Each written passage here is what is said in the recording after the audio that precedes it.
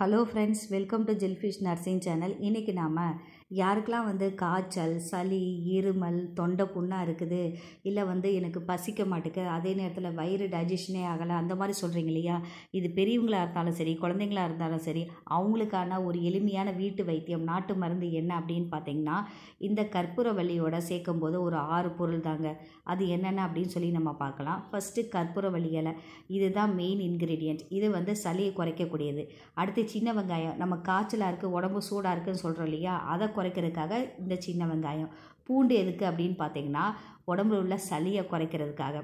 அடுத்து எதுக்கு? சுக்கு பசிக்க மாட்டேக்குன்னு சொல்கிறீங்க இல்லையா, அந்த பசியை போக்குறதுக்காக தான் இந்த சுக்கு. இந்த மிளகு காரத்தன்மையோடது, அதே நேரத்தில் உடம்புல இருக்க சளியை இழக்கிறதுக்காகவும் தொண்டை புண் சரியாகிறதுக்காகவும் இந்த மிளகு.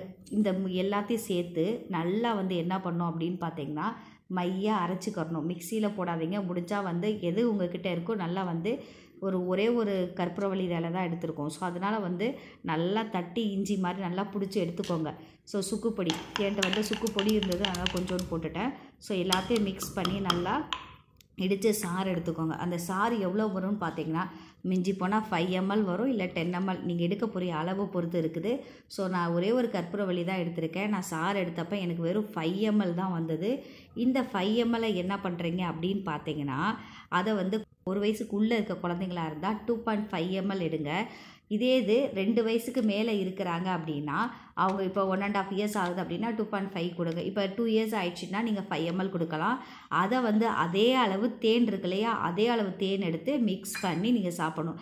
இதே இது பெரியவங்களாக இருந்தால் 5 to 10 ml எடுக்கலாம். அதே அளவு தேன் எடுத்துக்கோங்க. ஏன் தேன் எடுக்கணும் அப்படின்னு பார்த்தீங்கன்னா, இந்த காரத்தன்மை உள்ள உணவை நம்ம தொண்டையில் சாப்பிடும்போது என்ன ஆகும்னா, தொண்டையில் போய் தொண்டையை அடைச்சிக்கிறோம். ஒரு சிலருக்கு மூச்சு வாங்குற மாதிரி ஆகிடும். ஸோ அதனால தான் என்ன சொல்கிறாங்க அப்படின்னா, அதே அளவு தேன் எடுத்து மிக்ஸ் பண்ண சொல்கிறாங்க.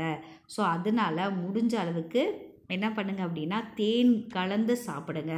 அது எப்படி சாப்பிடணும் அப்படின்னு பார்த்தீங்கன்னா, கையில் கொடுத்து தொட்டு தொட்டு நக்கி சாப்பிட சொல்கிறாங்க. ஏன் அப்படின்னா, டக்குன்னு நம்ம ஒரு பொருளை சூடாக நம்ம எடுத்தோன்னா என்ன ஆகும், நாக்கு வெந்து போகும் இல்லையா, அது மாதிரி தொண்டையும் வெந்து போகும். ஸோ அதுக்காக தான் என்ன சொல்கிறாங்க, நக்கி நக்கி சாப்பிடும்போது அந்த தொண்டையில் இருக்கக்கூடிய தொண்டை புண்கள், அலர்ஜி, இந்த வைரல் இன்ஃபெக்ஷன், பாக்டீரியல் இன்ஃபெக்ஷன், எந்த ஒரு இன்ஃபெக்ஷனால் இருந்தாலுமே சளி, இருமல், அதே நேரத்தில் பசி, இன்மை எல்லாமே சரியாயிடும். இது குழந்தைங்களுக்கும் கொடுக்கலாம், பெரியவங்களுக்கும் கொடுக்கலாம்.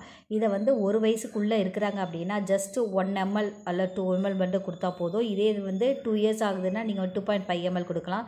3 years ஆகும்போது தாராளமாக 5 ml கொடுக்கலாம். பட் கொடுக்கும்போது என்னென்னா, நல்லா தேனில் கலந்து கொடுங்க. சாப்பிட்றதுக்கு முன்னாடியே இருந்தால் அட்லீஸ்ட் ஒரு 1/2 an hourக்கு முன்னாடி கொடுங்க. சாப்பிட்டதுக்கு அப்புறமா இருந்தால் ஒரு 1 hour கழித்து கொடுங்க. பட் ஏதாவது அலர்ஜி இருந்தது, கற்பூரவள்ளி இலை இல்லைன்னா பூண்டு, மிளகு ஏதாவது அலர்ஜி இருக்குன்னா கண்டிப்பாக கொடுக்காதீங்க. அடுத்து என்னென்னா, இதை பெரியவங்களும் சாப்பிட்லாம்.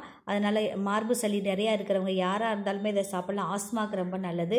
ஸோ கண்டிப்பாக ட்ரை பண்ணி பாருங்கள். சளி கண்டிப்பாக மலம் வழியாக வெளியேறும். ஸோ இந்த வீடியோ உங்களுக்கு பிடிச்சிருந்ததுன்னா லைக் பண்ணுங்கள். மற்றவங்களுக்கு யூஸ் ஆகும்னு நினச்சிங்கன்னா கண்டிப்பாக ஷேர் பண்ணுங்கள்.